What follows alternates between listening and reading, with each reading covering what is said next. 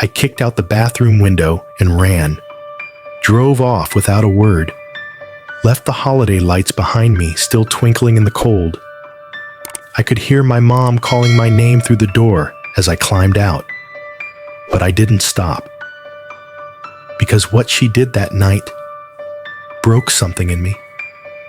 This story isn't about Christmas or family. Not really. It's about betrayal, about silence, and about what happens when the people who are supposed to protect you protect someone else instead. We were supposed to get married in November.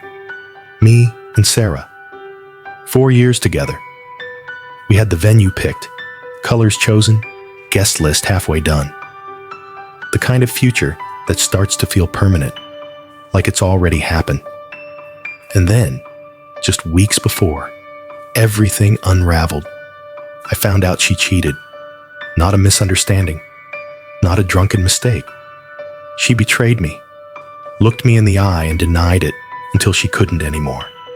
And when the truth came out, she begged me to stay. Said it was one time. Said it didn't mean anything. Said we could fix it. But something in me broke that day. You don't come back from betrayal like that. Not really. So I walked. I ended it. But I didn't tell anyone why. Because here's the thing. I was ashamed. Not of what I did. Of what she did. And even though I knew, logically, that being cheated on wasn't my failure, it still felt like one. It felt emasculating. Like I wasn't enough. Like I had let something rot under the surface of our relationship and hadn't seen it coming. Like I was the fool. So I stayed silent. Told everyone it just wasn't working. That I needed space. That we had grown apart. Sarah didn't tell anyone the truth either. Of course not. She had more to lose. So as far as everyone could see, I was the bad guy who dumped his fiancée out of nowhere. And that's exactly what they believed. Especially my mom. Sarah was everything my mom wanted for me. She was polished, polite, charming. The kind of woman my mom would call classy after one shared brunch. They texted each other on the side. Sarah visited, even when I wasn't around. My mom used to joke that she'd keep Sarah in the family even if I ever screwed it up. And I guess she meant it. Because after I cut Sarah off, blocked her, deleted photos, tried to move on, Sarah went to my mom, told her she still loved me, that she was heartbroken, that if only we could talk, just one more time, maybe we could reconcile. My mom latched onto that hope like it was gospel.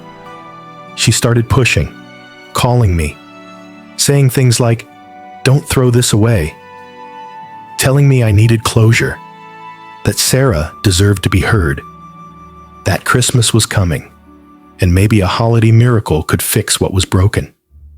I told her no, again and again. I told her there was no coming back from this, but she didn't listen. Christmas Eve. My mom was hosting the family. Cousins, aunts, uncles, everyone. I wasn't even sure I wanted to go, but I figured I'd show up for a bit, say hi, keep it short. Pretend I was okay. I was standing in the living room when I heard the doorbell. I glanced through the window. It was Sarah, standing there in a red coat, holding a gift bag like she belonged. I turned to my mom and I asked, "What the hell is going on?" She smiled, like it was the most natural thing in the world. Told me she invited Sarah. Said it was time to work this out. Said it was Christmas, and in the spirit of healing, we could sit down like adults and talk. I felt like the floor dropped out from under me. If I told the truth now, in front of everyone, I'd have to admit that I was cheated on. That the woman they all adored had betrayed me. I'd have to bleed in public. And something about that felt unbearable. So I said nothing. I walked calmly to the hallway, shut myself in the bathroom, and then I snapped. I looked at the window. Small, high, but just big enough. I kicked out the screen, climbed through, and ran to my car. Drove home without a word. A few hours later, my phone rang. It was my mom.